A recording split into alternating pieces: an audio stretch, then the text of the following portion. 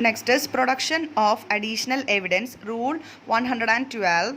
The appellant may not be allowed to produce any evidence before the tribunal other than the evidence produced by him during the course of proceedings before the adjudicating authority or appellate authority. However, in the following circumstances, the appellant may be allowed to produce additional evidences.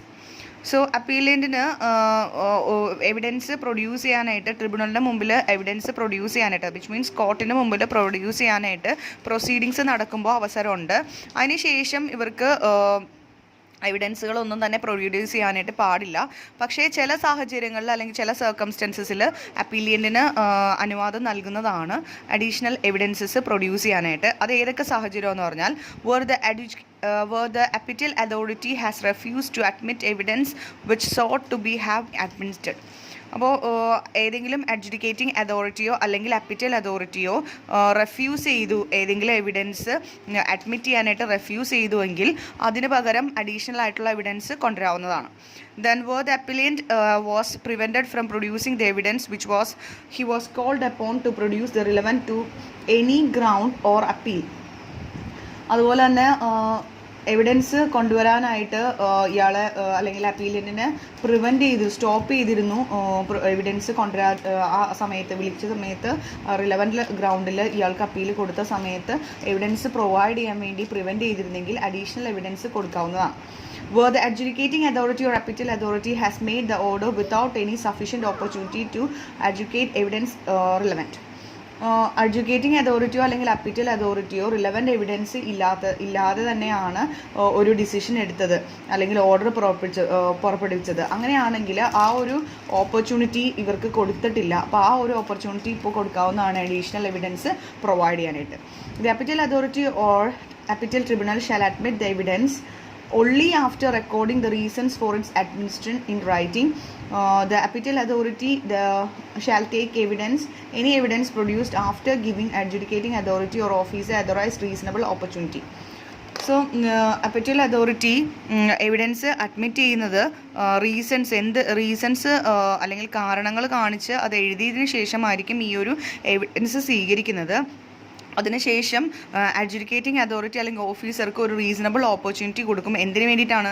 To examine the evidence. ആ കൊടുത്തിരിക്കുന്ന evidence അല്ലെങ്കിൽ documents cross examine ചെയ്യാനായിട്ടോ അല്ലെങ്കിൽ എന്തെങ്കിലും വിറ്റ്നസിനെ produce ചെയ്തിട്ടുണ്ടെങ്കിൽ അയാളെ cross examine ചെയ്യാനുള്ള അവസരം നൽകുന്നതാണ്. അതുപോലെ തന്നെ to produce any evidence or witness in tribunal of evidence produced by the appellant. Appellant കോർട്ടിൽ പ്രൊഡ്യൂസ് ചെയ്ത വിറ്റ്നസ്സോ എവിഡൻസിനോ എതിരായിട്ട് ഏതെങ്കിലും എവിഡൻസോ അല്ലെങ്കിൽ മറ്റെന്തെങ്കിലും പ്രൊഡ്യൂസ് ചെയ്യാനുണ്ടെങ്കിൽ അതിനുള്ള അവസരവും കൊടുക്കാറുണ്ട്. ദ അപ്പീറ്റൽ authority has the power to direct the production of document, examination of witness to enable it to the dispose of appeal. അപ്പീലിൻ്റെ ഭാഗമായിട്ട് അയാൾക്ക് ഡോക്യുമെൻറ്റ്സ് പ്രൊഡ്യൂസ് ചെയ്യാനും അതുപോലെ വിറ്റ്നസിനെ എക്സാമിനേഷൻ ചെയ്യാനും ഒക്കെ ഉള്ള അധികാരമുണ്ട്. The order of appellate authority അല്ലെങ്കിൽ appellate tribunal both are same. So rule 113. Appellate authority shall along with the order issued a summary of order in form GST APL 04 clearly indicates the final amount of demand confirmed. The judicial officer shall issue a statement clearly indicating the final amount of demand ordered by the appellate tribunal. അപ്പോൾ അപ്പീറ്റൽ ട്രിബ്യൂണലിൽ order issue ചെയ്താൽ ആ summary of the ഓർഡറിൻ്റെ summary അത് form GST APL 4 കൊടുക്കേണ്ടതാണ്. Final amount എത്രയാണ് demand ചെയ്തെന്നുള്ളത് confirm ചെയ്യേണ്ടതാണ്. ഈ statement എല്ലാം തന്നെ ഫൈനൽ എമൗണ്ട് എല്ലാം തന്നെ ജുഡീഷ്യൽ ഓഫീസർക്ക് ട്രിബ്യൂണൽ വഴി ഓർഡറിൽ കൊടുക്കേണ്ടതാണ്. Then appeal to High Court. Rule 114. An appeal to High Court under Section 117 subsection 1 shall be filed in form GST APL 08. The grounds of appeal and the forms of verification as contained in the form GST APL 08 shall be signed in manner specified in Rule 626. അപ്പോൾ ഇനി ഇതിൽ തൃപ്തനല്ല എങ്കിൽ ഹൈക്കോർട്ടിലേക്ക് വീണ്ടും ഒരു അപ്പീലിന് പോകാവുന്നതാണ്. അങ്ങനെ appeal പോകുമ്പോൾ അവിടെ ഫയൽ ചെയ്യേണ്ട ഫോം എന്ന് പറയുന്നത് ഫോം GST APL 08 ആണ്. അതിൽ എന്തൊക്കെ ഗ്രൗണ്ട്സിനാണ് അപ്പീൽ കൊടുത്തതെന്നും അതുപോലെ തന്നെ എന്തൊക്കെ വെരിഫിക്കേഷൻ ആവശ്യമാണെന്നെല്ലാം തന്നെ എഴുതേണ്ടതാണ്. റൂൾ 26 പ്രകാരം. Then demand confirmed by the court. Rule 115. The judicial officer shall issue a statement in Form GST APL 4 clearly indicating the final amount of demand confirmed by the High Court or Supreme Court. അപ്പോൾ judicial officer statement കൊടുക്കേണ്ടതാണ് form GST APL 04 indicating final amount എത്രയാണ് demand ചെയ്തത് high court അല്ലെങ്കിൽ supreme കോർട്ടിൻ്റെ മുമ്പിൽ. ഇനി disqualification of misconduct of representative. നമുക്കറിയാം, നമുക്ക് അപ്പീലിയൻ്റ് അല്ലെങ്കിൽ റെപ്രസെൻറ്റേറ്റീവ്, അതോറിറ്റി റെപ്രസെൻറ്റേറ്റീവ് അല്ലെങ്കിൽ ഏജൻ്റ് ആയിരിക്കും ഇതിന് പകരമായിട്ട്, ഇയാൾക്ക് പകരമായിട്ട് വരുന്നത്. അപ്പോൾ ആ വ്യക്തിയുടെ ഡിസ്ക്വാളിഫൈഡ് ചെയ്യാൻ, മിസ്കണ്ടക്ട് എന്തെങ്കിലും ഉണ്ടെങ്കിൽ അത് ഡിസ്ക്വാളിഫൈ ചെയ്യാവുന്നതാണ്. Where authorized representatives found guilty of misconduct in connection with any proceedings of the Act, the Commissioner may, after providing him the opportunity to be heard, disqualify him from appearing an authorized representative. അപ്പോൾ authorized representative ആയിട്ട് നിൽക്കുന്ന വ്യക്തിക്ക് അയാൾക്ക് എന്തെങ്കിലും misconduct ഉണ്ടെന്നുള്ളതിൻ്റെ കുറ്റം തെളിഞ്ഞു കഴിഞ്ഞിട്ടുണ്ടെങ്കിൽ അയാൾക്ക് പറയാനുള്ള അവസരം കൊടുത്തതിന് ശേഷം അയാളെ ഡിസ്ക്വാളിഫൈ ചെയ്യുന്നതാണ്. Next is constitution of appeal tribunal. എന്തൊക്കെയാണ് ഇതിൻ്റെ അപ്പീൽ ട്രിബ്യൂണലിൻ്റെ കോൺസ്റ്റിറ്റ്യൂഷൻ എന്ന് നോക്കാം. സെക്ഷൻ 109 ആണ്. Government shall by notification constitute with effect from such date as may be specified an appellate tribunal known as Goods and Service Tax Appellate Tribunal. The tribunal is constituted based on the recommendation of the council. The tribunal is constituted of hearing appeals against the order passed by the appellate authority or revisional authority. അപ്പോൾ government notification വഴി ഒരു special date അല്ലെങ്കിൽ ഒരു specific date പറയുന്നുണ്ട്. ആ സമയത്ത് നമ്മൾ appeal ട്രിബ്യൂണലിന് goods and service appeal tribunal എന്ന് പറയുന്നത് ആ കോൺസ്റ്റിറ്റ്യൂട്ട് ചെയ്തിരിക്കുന്നത് ഇതുപോലുള്ള കാര്യങ്ങൾ, ഇതുപോലുള്ള എന്തെങ്കിലും തർക്കങ്ങളോ ഡിസ്പാരൻസീസോ ഒക്കെ വന്നു കഴിഞ്ഞിട്ടുണ്ടെങ്കിൽ അത് പരിഹരിക്കാൻ വേണ്ടിയിട്ടുള്ള ഒരു കോർട്ടാണ് അപ്പീൽ ട്രിബ്യൂണൽ എന്ന് പറയുന്നത്. ഈ ട്രിബ്യൂണൽ ബേസ് ചെയ്തിരിക്കുന്നത് GST കൗൺസിലിൻ്റെ നിർദ്ദേശപ്രകാരമുള്ള കാര്യങ്ങളാണ് ഈ ട്രിബ്യൂണൽ കോൺസ്റ്റിറ്റ്യൂഷനിൽ വരുന്നത്.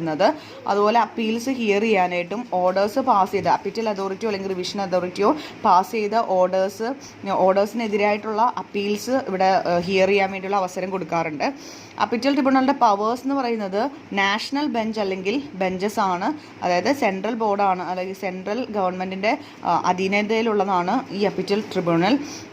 Such bench may be called regional benches or state benches or area benches. അത് വീണ്ടും നമുക്ക് ആ ബെഞ്ചസിനെ നമുക്ക് റീജിയണൽ ബെഞ്ചസ് എന്നോ അല്ലെങ്കിൽ സ്റ്റേറ്റ് ബെഞ്ചസ് എന്നോ ഏരിയ ബെഞ്ചസ് എന്നൊക്കെ പറയാം. National bench of appeal tribunal is situated in ന്യൂഡൽഹിയിലാണ് നാഷണൽ ബെഞ്ച് സിറ്റുവേറ്റ് ചെയ്തിരിക്കുന്നത്. അവിടെ നമുക്ക് shall be presided over by president and consist of one technical member and one technical member.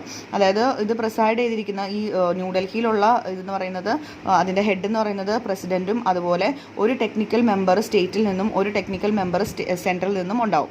Government shall on recommendation of council by notification constitute such number of regional benches as may be required as the regional benches shall consist of judicial member, one technical member from center and one technical member from state. അപ്പോൾ ഗവൺമെൻറ്റിൻ്റെ നിർദ്ദേശപ്രകാരം അല്ലെങ്കിൽ കൗൺസിലിൻ്റെ recommendation വഴിയായിട്ട് നോട്ടിഫിക്കേഷനിലൂടെ regional ബെഞ്ചസിൻ്റെ എണ്ണം കൂട്ടാവുന്നതാണ്. Regional benches എന്ന് പറയുമ്പോൾ ഒരു ജുഡീഷ്യൽ മെമ്പറും അതുപോലെ ഒരു ടെക്നിക്കൽ മെമ്പർ സ്റ്റേറ്റിൽ നിന്നും ഒരു ടെക്നിക്കൽ മെമ്പർ സെൻറ്ററിൽ നിന്നും ഉണ്ടാവുന്നതാണ്. National bench or regional bench of appellate tribunal shall have jurisdiction to hear appeals against the order passed by the appellate authority or revisional authority in cases where one of the issues involved relates to place of supply.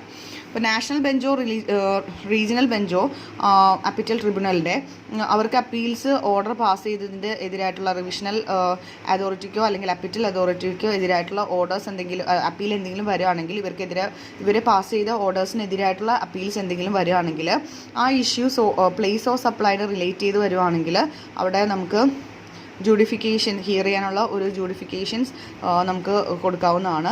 അതുപോലെ തന്നെ ഗവൺമെൻറ്റോ അല്ലെങ്കിൽ government notification കൊടുക്കുക അല്ലെങ്കിൽ GST കൗൺസിലിൻ്റെ recommendation വഴിയായിട്ടോ ഓരോ സ്റ്റേറ്റിനോ ഓരോ union ടെറിട്ടറിക്കും ബെഞ്ച് ഓഫ് അപ്പീൽ ട്രിബ്യൂണൽ ഉണ്ടാവും. സ്റ്റേറ്റ് ബെഞ്ച് എന്നാണ് അതിനെ പറയുന്നത്. അത് എക്സസൈസ് ചെയ്യുന്ന പവർ എന്ന് പറയുന്നത് സ്റ്റേറ്റിൻ്റെയും യൂണിയൻ ടെറിട്ടറിയുടെയും ആയിട്ടുള്ള കാര്യങ്ങൾ അല്ലെങ്കിൽ CGST അല്ല SGSTയോ അല്ലെങ്കിൽ UTGSTയോ സംബന്ധിക്കുന്ന കാര്യങ്ങളൊക്കെ തർക്കങ്ങൾ വരുവാണെങ്കിൽ അവിടെയാണ് തീർപ്പ് കൽപ്പിക്കുന്നത്. Then the government shall, on receipt of request of any state government, constitute such area benches in the state. സ്റ്റേറ്റിൽ തന്നെ പല ഏരിയയിലായിട്ട് സ്റ്റേറ്റ് ബെഞ്ചസ് തീർക്കാറുണ്ട്. അത് GST കൗൺസിലെ റെക്കമെൻഡേഷൻ പ്രകാരം ഏതൊക്കെ ഏരിയാസ് വേണമെന്ന് തീരുമാനിക്കാവുന്നതാണ്.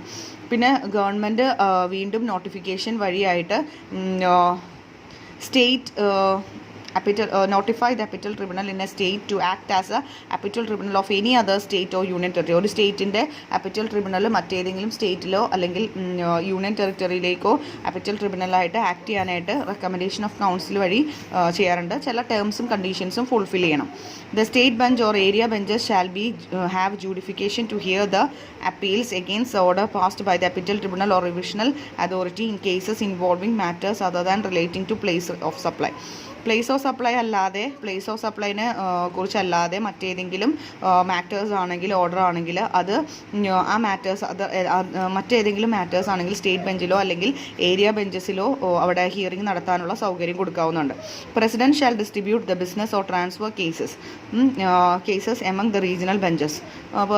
പ്രസിഡൻ്റ് ആണ് ബിസിനസ്സോ അല്ലെങ്കിൽ ട്രാൻസ്ഫർ കേസസ് ഒക്കെ വരികയാണെങ്കിൽ റീജിയണൽ ബെഞ്ചസിലേക്ക് കൊടുക്കേണ്ടത്. പ്രസിഡന്റ് എന്ന് പറയുന്നത് ഏരിയ ബെഞ്ചസിലേക്കും സ്റ്റേറ്റ് പ്രസിഡന്റ് ഏരിയ ബെഞ്ചസിലേക്കും ഈ പറയുന്ന കാര്യങ്ങൾ ഡിസ്ട്രിബ്യൂട്ട് ചെയ്യാവുന്നതാണ്.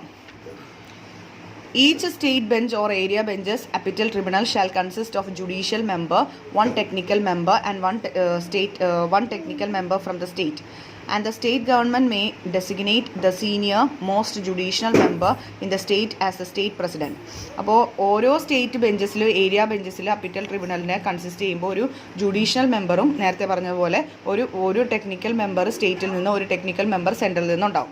അതിൽ ഏറ്റവും സീനിയർ ആയിട്ടുള്ള judicial മെമ്പറിനെ സ്റ്റേറ്റിൻ്റെ പ്രസിഡൻ്റായിട്ട് തിരഞ്ഞെടുക്കാവുന്നതാണ്.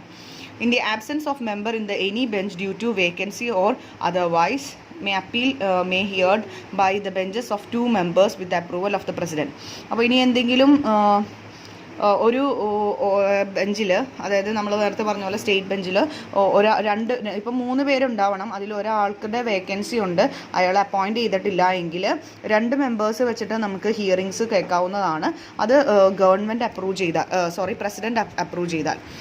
Any appeal in which the amount does not exceed 5 lakh rupees and not involved any question of law may be heard by benches consisting of single member within the approval of the president. അപ്പോൾ അതുപോലെ തന്നെ 5 lakh rupeesന് മുകളിലല്ലാത്തതാണെങ്കിൽ ഒരു single member വെച്ചിട്ട് തന്നെ നമുക്ക് എന്ത് ചെയ്യാവുന്നതാണ്, proceedings നടത്താവുന്നതാണ് പ്രസിഡൻറ്റിൻ്റെ അപ്രൂവൽ ഉണ്ടെങ്കിൽ. If the members of the bench differ in opinion at any point or points shall be decided according to the opinion of majority. ഇനി ബെഞ്ചസിലുള്ള മെമ്പേഴ്സ് തമ്മിൽ എന്തെങ്കിലും പല ഒപ്പീനിയൻസ് വരികയാണെങ്കിൽ മെജോറിറ്റി അനുസരിച്ച് തീരുമാനം എടുക്കാവുന്നതാണ്. ഗവൺമെൻറ് കോൺസ്റ്റിറ്റ്യൂഷൻസ് പ്രസിഡന്റ് അതുപോലുള്ള administrative convenience transfer of member from one bench to another. ഗവൺമെൻറ്റിൻ്റെ കൺസൾട്ടേഷൻ അല്ലെങ്കിൽ പ്രസിഡൻറ്റിൻ്റെ കൺസൾട്ടേഷൻ വെച്ചിട്ട് അഡ്മിനിസ്ട്രേറ്റീവ് കൺവീനിയൻസ് അനുസരിച്ച് ഒരു മെമ്പറിനെ മറ്റൊരു ബെഞ്ചസിലേക്കോ 2 മെമ്പേഴ്സിനെ വേറെ ബെഞ്ചസിലേക്കൊക്കെ ട്രാൻസ്ഫർ ചെയ്യാവുന്നതാണ്. No act or proceedings of the appellate tribunal shall be questioned or shall be invalid merely on the ground of existence of any vacancy or defect in the constitution of appellate tribunal. ഒരു പ്രൊസീഡിങ്സും നമുക്ക് അല്ലെങ്കിൽ ഒരു ആക്റ്റും നമുക്ക് question ചെയ്യാനായിട്ട് സാധിക്കില്ല. അതായത് vacancy ഉണ്ട് അല്ലെങ്കിൽ 2 മെമ്പേഴ്സ് ഉള്ളൂ, 1 മെമ്പർ ഉള്ളൂ എന്നൊക്കെ പറഞ്ഞിട്ട് അപ്പീറ്റൽ ട്രിബ്യൂണലിൻ്റെ ആ കോൺസ്റ്റിറ്റ്യൂഷനെ ചോദ്യം ചെയ്യാനായിട്ട് സാധിക്കില്ല. Next is qualification and appointment of president and members of അപ്പീറ്റൽ ട്രിബ്യൂണൽ. എന്തൊക്കെ ക്വാളിഫിക്കേഷനാണ് ഈ അപ്പീറ്റൽ ട്രിബ്യൂണലിൻ്റെ മെമ്പേഴ്സിന് അതുപോലെ പ്രസിഡന്റിന് വേണ്ടതെന്നുള്ളതാണ് ഫസ്റ്റ് നോക്കാൻ പോകുന്നത്. That is qualification. ഒരു പ്രസിഡന്റ് ആവണമെങ്കിൽ the president, unless he has been a judge of Supreme Court or has been a chief justice of High Court or has been a judge of High Court for a period not less than 5 years. അപ്പോൾ president എന്ന് പറയുന്ന വ്യക്തി ഒരു supreme കോർട്ടിലോ അല്ലെങ്കിൽ ഒരു ഹൈക്കോർട്ടിലോ chief justice ആയിരിക്കണം, supreme കോർട്ടിലെ judge ആയിരിക്കണം, chief justice ആയിരിക്കണം ഹൈക്കോർട്ടിലെ, അതുപോലെ തന്നെ ഹൈക്കോർട്ടിലെ ജഡ്ജായിട്ട് ഇരുന്നിട്ടുണ്ടാവണം. അത് 5 വർഷത്തെ എക്സ്പീരിയൻസ് അല്ലെങ്കിൽ 5 വർഷത്തിൽ താഴെ ആയിരിക്കരുത്. അങ്ങനെയുള്ളവരെ പ്രസിഡൻ്റായിട്ട് ഓപ്റ്റ് ചെയ്യാൻ പറ്റുള്ളൂ. അതുപോലെ ജുഡീഷ്യൽ മെമ്പർ എന്ന് പറഞ്ഞാൽ ഒരു ജഡ്ജ്, ഹൈക്കോടതിയിലെ ഒരു ജഡ്ജ് ആയിരിക്കണം, അല്ലെങ്കിൽ ഡിസ്ട്രിക്ട് ജഡ്ജ് ആയിരിക്കണം. അതുപോലെ തന്നെ ജഡ്ജ് ഓഫ് ഹൈക്കോർട്ടിന് നമുക്ക് എടുക്കാവുന്നതാണ്. പിന്നെ member of Indian legal services and has held a post not less than additional secretary of 3 years. 3 years additional secretary ആയിട്ടോ അല്ലെങ്കിൽ ഇന്ത്യൻ ലീഗൽ സർവീസസിലൊക്കെ ഉണ്ടായിരുന്ന വ്യക്തിയായിരിക്കണം ജുഡീഷ്യൽ മെമ്പറായിട്ട് നമ്മൾ സെലക്ട് ചെയ്യാൻ. ഇനി ടെക്നിക്കൽ മെമ്പർ ഓഫ് സെൻറ്ററിലെ ടെക്നിക്കൽ മെമ്പർ എന്ന് പറയുന്നത് a member of Indian revenue service group എന്ന് പറഞ്ഞാൽ കസ്റ്റംസ് ആൻഡ് സെൻട്രൽ എക്സൈസ് ആ ഗ്രൂപ്പിലെ മെമ്പർ ആയിരിക്കണം. അതുപോലെ തന്നെ ഗ്രൂപ്പ് എയിലെ മെമ്പർ, അതുപോലെ he has completed 15 years of service in group A. ആ ഗ്രൂപ്പ് എ എന്ന് പറയുന്ന സ്ഥലത്ത് അവിടെ അതായത് ഈ ഇന്ത്യൻ റവന്യൂ സർവീസിൽ 15 years സർവീസ് ഉണ്ടായിരിക്കണം. ഇനി സ്റ്റേറ്റ് മെമ്പറിനെന്ന് പറഞ്ഞാൽ an officer of state government not below the rank of additional commissioner. Additional കമ്മീഷണറിന് താഴെയുള്ളവർ എടുക്കാൻ പാടില്ല. അഡീഷണൽ കമ്മീഷണറോ അല്ലെങ്കിൽ അതിന് മുകളിലുള്ള വ്യക്തികളോ ഒരു ഓഫീസറിനെ നമുക്ക് എടുക്കാവുന്നതാണ് ടെക്നിക്കൽ മെമ്പറായിട്ട്. അതുപോലെ മറ്റ് സ്റ്റേറ്റ് ഗവൺമെൻറ് എന്തെങ്കിലും നോട്ടിഫിക്കേഷൻ, റാങ്കിൽ എന്തെങ്കിലും നോട്ടിഫിക്കേഷൻ വരുത്തിയിട്ടുണ്ടെങ്കിൽ, വാല്യൂ അഡീഷനൊക്കെ നടത്തിയിട്ടുണ്ടെങ്കിൽ അത് അനുസരിച്ച് റെക്കമെൻഡേഷൻ ഓഫ് കൗൺസിൽ അനുസരിച്ച് 3 years ഓഫ് എക്സ്പീരിയൻസ് ഈ ഒരു മേഖലയിൽ ഉണ്ടാവേണ്ടതാണ്. ഇതാണ് ക്വാളിഫിക്കേഷൻസ് പ്രസിഡൻറ്റിൻ്റെയും അതുപോലെ തന്നെ ജുഡീഷ്യൽ മെമ്പറിൻ്റെയും ടെക്നിക്കൽ മെമ്പേഴ്സിൻ്റെയും സ്റ്റേറ്റിൻ്റെയും സെൻറ്ററിൻ്റെയും ടെക്നിക്കൽ മെമ്പേഴ്സിൻ്റെ ക്വാളിഫിക്കേഷനാണ്. ഇത്രയും ക്വാളിഫിക്കേഷൻ ഉള്ളവർക്ക് മാത്രമേ ഒരു ട്രിബ്യൂണലിൽ, അപ്പീൽ ട്രിബ്യൂണലിൽ ഇരിക്കാനായിട്ട് പറ്റുള്ളൂ. Next is appointment.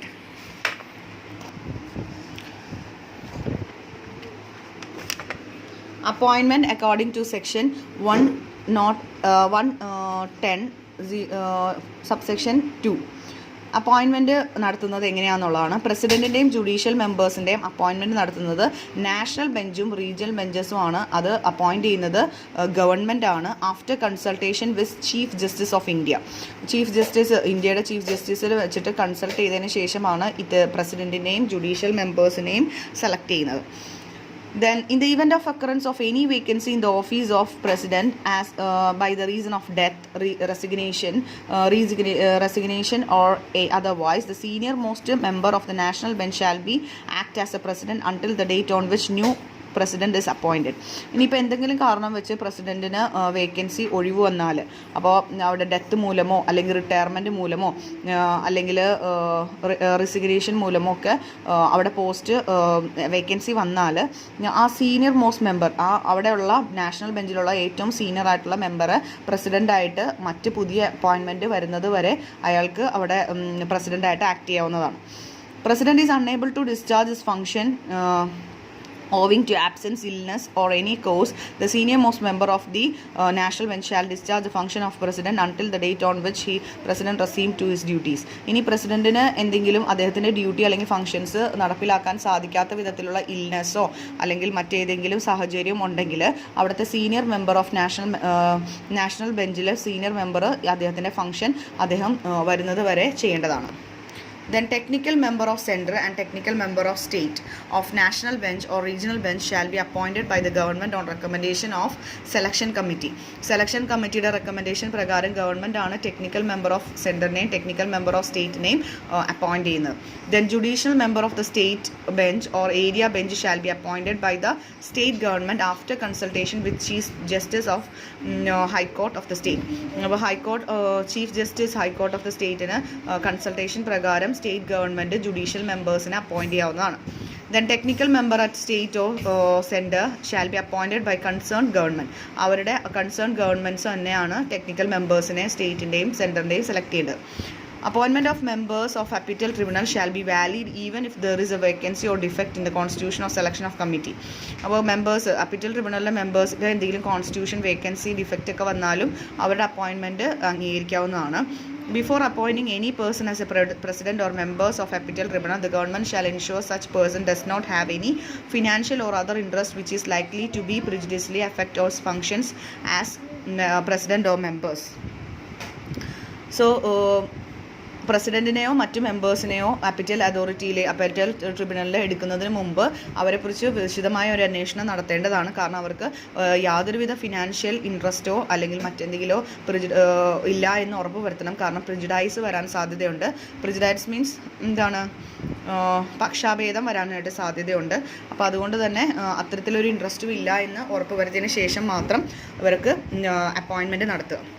Then the salary allowance and other terms and conditions of service of the president, state president, members of appellate tribunal shall be as such may be prescribed. The salary and allowance and other terms considered to the service of the president, state president and members of appellate tribunal shall not be varied to their disadvantage after their appointment.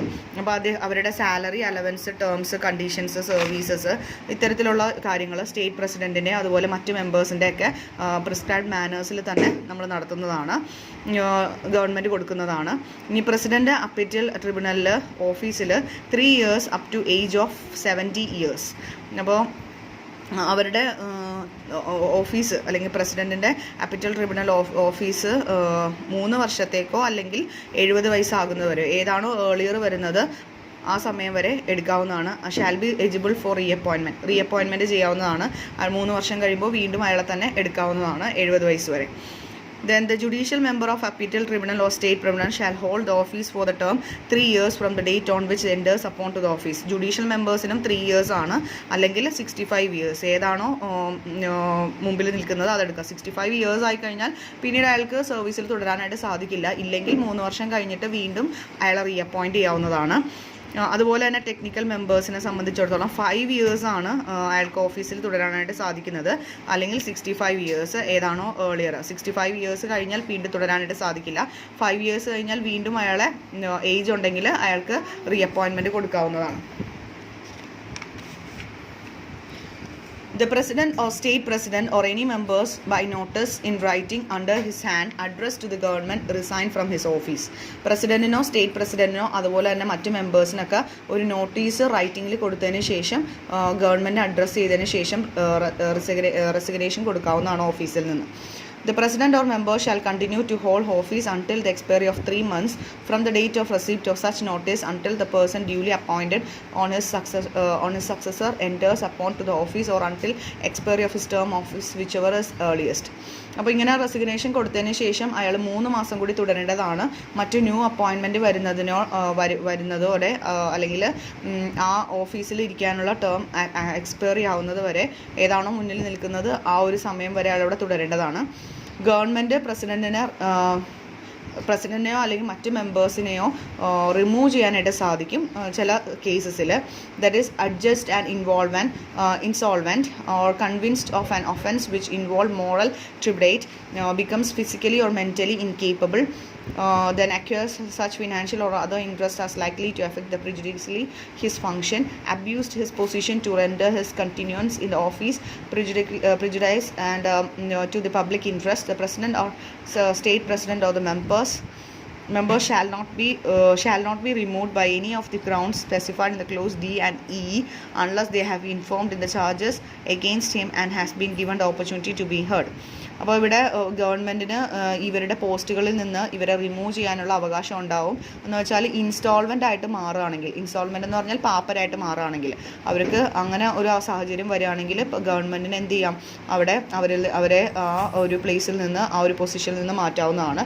ഇനി എന്തെങ്കിലും offence, എന്തെങ്കിലും കുറ്റങ്ങൾ ചെയ്തിട്ടുണ്ടോ എന്ന് തോന്നുകയും അത് moral ഡിഗ്നിറ്റിക്ക് അല്ലെങ്കിൽ moral ട്രിബ്യൂണറ്റിന് എതിരാണെങ്കിൽ അവിടെയും എന്ത് ചെയ്യാം, അവിടെയും റിമൂവ് ചെയ്യാവുന്നതാണ്. അതുപോലെ തന്നെ ഫിസിക്കലി അല്ലെങ്കിൽ മെൻ്റലി ഇവർ ഈ ഒരു പൊസിഷനിൽ ഇരിക്കാൻ ഇൻകേപ്പബിൾ ആണെന്ന് തോന്നുകയാണെങ്കിൽ അപ്പോഴും മാറ്റാവുന്നതാണ്. അതുപോലെ തന്നെ മറ്റ് ഫിനാൻഷ്യൽ അല്ലെങ്കിൽ അതർ ഇൻട്രസ്റ്റ് ഉണ്ട് മറ്റ് പല കാര്യങ്ങളിലും എന്ന് മനസ്സിലാക്കി കഴിഞ്ഞാൽ അത് ഒരു പ്രിജുഡൈസ് അല്ലെങ്കിൽ പക്ഷാഭേദത്തിന് കാരണമാകുമെന്ന് തോന്നിക്കഴിഞ്ഞാൽ അവിടെ നിന്ന് അവരെ റിമൂവ് ചെയ്യാവുന്നതാണ്. അതുപോലെ തന്നെ അദ്ദേഹത്തിൻ്റെ പൊസിഷൻ അല്ലെങ്കിൽ പവർ ഉപയോഗിച്ച് അദ്ദേഹം ആ പവർ അബ്യൂസ് ചെയ്തു, അതിൻ്റെ ഭാഗമായിട്ട് ഒരു പ്രിജുഡൈസ് നടന്നു, പബ്ലിക് ഇൻട്രസ്റ്റിനെതിരായിട്ടുള്ള ഒരു പ്രിജുഡൈസ് ആക്ടിവിറ്റി നടന്നു എങ്കിൽ ആ സമയത്തും നമുക്ക് എന്ത് ചെയ്യാം, റിമൂവ് ചെയ്യാവുന്നതാണ്. പക്ഷേ ഈ താഴെ പറയുന്ന ഡിയും ഇയും ദാറ്റ് ഈസ് ആ 2 ക്ലോസ് ഉണ്ടെങ്കിൽ അത് റിമൂവ് ചെയ്യുന്നതിന് മുമ്പ് ഇവർക്കൊരു ഓപ്പർച്യൂണിറ്റി കൊടുക്കണം കാര്യങ്ങൾ സംസാരിക്കാനായിട്ട്.